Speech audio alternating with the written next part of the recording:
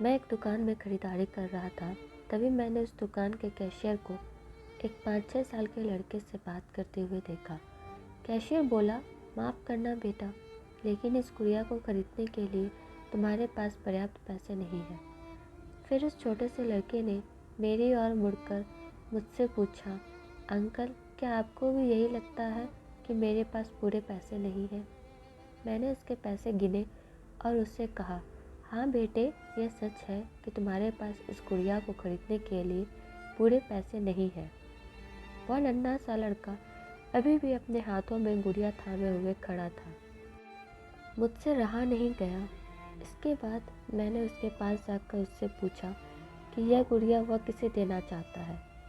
इस पर उसने उत्तर दिया कि यह वह गुड़िया है जो उसकी बहन को बहुत प्यारी है और वह इसे उसके जन्मदिन के लिए उपहार में देना चाहता है। यह गुड़िया पहले मुझे मेरी मम्मी को देना है, जो कि बाद में जाकर मेरी बहन को दे देंगी। यह कहते कहते उसकी आंखें नम हो आई थी। मेरी बहन भगवान के घर गई है और मेरे पापा कहते हैं कि मेरी मम्मी भी जल्द ही भगवान से मिलने जाने वाली है। तो मैंने सोचा कि क्यों ना वो इस गुड़िया को अपने साथ ले जाकर मेरी बहन को दे दे। मेरा दिल धक सा रह गया था। उसने यह सारी बातें एक सांस में ही कह डाली और फिर मेरी ओर देखकर बोला, मैंने पापा से कह दिया है कि मम्मी से कहना कि वो अभी ना जाए, वो मेरा दुकान से लौटने तक का इंतज़ार करे। फिर उसने मुझे एक बहुत प्यारा सा फ़ोटो दिखाया जिसमें वह खिलखिला कर हंस रहा था।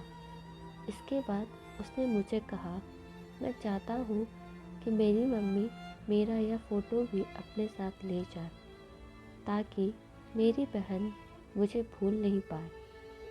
मैं अपनी मम्मी से बहुत प्यार करता हूँ और मुझे नहीं लगता कि वह मुझसे ऐसे छोड़ने के लिए राज़ी होंगी। पर पापा कहते हैं कि उन्हें मेरी छोटी बहन के साथ रहने के लिए जाना ही पड़ेगा। इसके बाद फिर से उसने उस गुड़िया को गमगीन आंखों से खामोशी से देखा।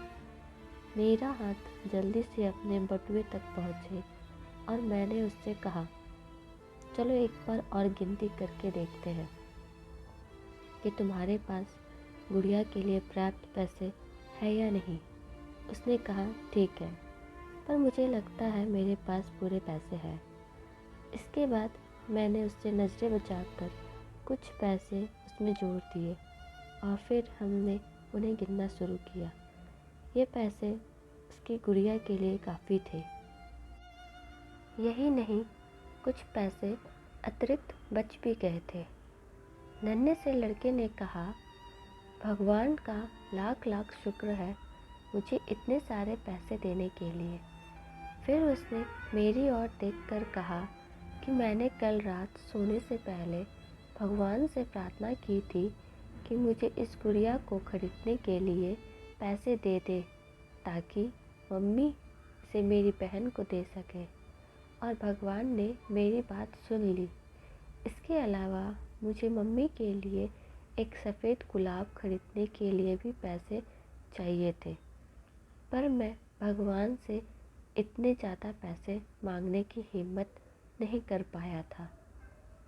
पर भगवान ने तो मुझे इतने पैसे दे दिए हैं कि अब मैं गुड़िया के साथ साथ एक सफ़ेद गुलाब भी खरीद सकता हूँ।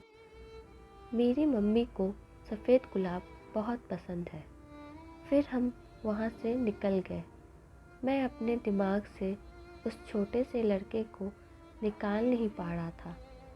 फिर मुझे 2 दिन पहले स्थानीय समाचार पत्र में छपी एक घटना याद आ गई, जिसमें एक शराबी ट्रक ड्राइवर के बारे में लिखा था, जिसने नशे की हालत में मोबाइल फ़ोन पर बात करते हुए एक कार चालक महिला की कार को टक्कर मार दी थी, जिसमें उसकी 3 साल की बेटी की घटनास्थल पर ही मृत्यु हो गई थी और वह महिला कोमा में चली गई थी।